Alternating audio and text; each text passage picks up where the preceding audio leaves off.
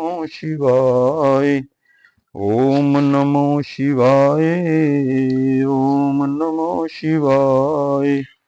ओम नमो शिवाय। ओम नमो शिवाय। ओम नमो शिवाय। ओम नमो शिवाय।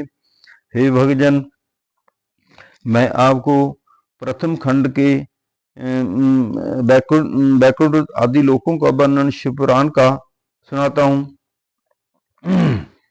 हे भक्त जी, मैं आपको ये वर्णन सुनाता हूँ, आप सुनिए और आगे भी सुनाइए ताकि आपका भी कल्याण हो सके। मैं ऐसी कामना करता हूँ कि जो भी इसे सुनेगा ध्यान लगाकर सबका कल्याण होगा। नारद जी ने हंसकर कहा, है पिता, अब आप अपने विष्णु जी एवं शिवजी जी के लोकों का वर्णन कीजिए। यह सुनकर ब्रह्मा जी भगवान सदाशिव का ध्यान धरकर बोले, हे पुत्र, मेरे लोक का नाम सत्यलोक है। उसके ऊपर विष्णु जी और शिवजी जी के लोक हैं, जिन्हें वेद तथा पुराण परम धाम कहकर पुकारते हैं।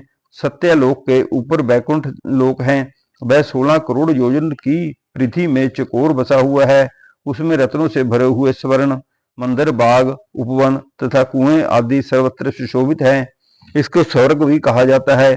हे नारद, अब मैं तुमसे उस लोक का वर्णन करता हूँ जो स्वर्ग से ऊपर है, जिन्हें स्वामिन कार्तिकेय लोक कहते हैं। वह लोक 64 योजन की पृथ्वी में चकोर बसा हुआ है। उस लोक के सभी घर रत्नों से भरे हुए हैं। उस लोक के स्वामी कार्तिकेय हैं, जिन्होंने तारकासुर को वध कर देवताओं को नंद प्रदान किया था। वे भगवान सदाशिव के पुत्र हैं, उन्हीं के पद पर विराजमान है। हे नारद, उस लोक के ऊपर शक्ति लोक है। वहां संपूर्ण सृष्टि के माता जगदम्बा आदि शक्ति निवास करती हैं। वहां इंद्र आदि देवता जगमाता की सेवा करते हैं, उनके चरणों का ध्यान धरते रहते हैं। हे पुत्र, तुम्हें यह जान लेना चाहिए कि इस सृष्टि के संपूर्ण प्राणी उन आदि शक्ति की कृपा से ठहरे हुए हैं। वे जगदम्बा भगवान सदाशिव की अर्धांगिनी हैं। उन्हीं के अंश द्वारा मेरी पत्नी ब्राह्मणी विष्णु जी की अर्धांगिनी लक्ष्मी एवं सुबद्धा, सिद्धा, विश्वा तथा इंद्र आणी की उत्पत्ति हुई है। वह शक्ति लोक भली भांति सजा हुआ है।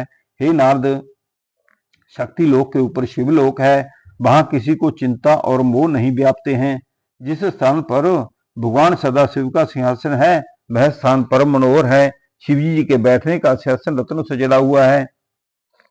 उसके पास ही शिवजी जी के तथा भगवती आदि शक्ति के नेक निवास एवं विहार स्थल बने हुए हैं। उस शिवलोक का विस्तार 956 करोड़ योजन है। उस लोकों के बीचों बीच अत्यंत सुंदर पवित्र सब प्रकार की चिंताओं को नष्ट करने वाला भूत भावन का मुख्य निवास स्थल है बना हुआ है। उस त्रिशूल पानी शिवजी जी द्वारा ही मेरी विष्णु जी तथा रुद्र की उत्पत्ति हुई। वे सबके स्वामी, स्वाधीन तथा एक रूप हैं। उसी शिवलोक में शिवजी जी की श्रेष्ठ गौशाला बनी हुई है, जिसे गोलोक कहकर पुकारा जाता है। उसी के स्वामी श्री कृष्ण जी तथा राधा जी हैं। हरि ओम नमः शिवाय। मैंने आपको 14वें अध्याय का महात्म्य सुना, जो आपने सुना। हे प्रेमियों, शंकर भगवान जी आप सबका उद्धार करें, मेरी ऐसी मनोकामना है। ओम नमः शिवाय का जाप करते रहिए। ओम नमः शिवाय। ओम नमः शिवाय। ओम नमः शिवाय। ओम नमः शिवाय।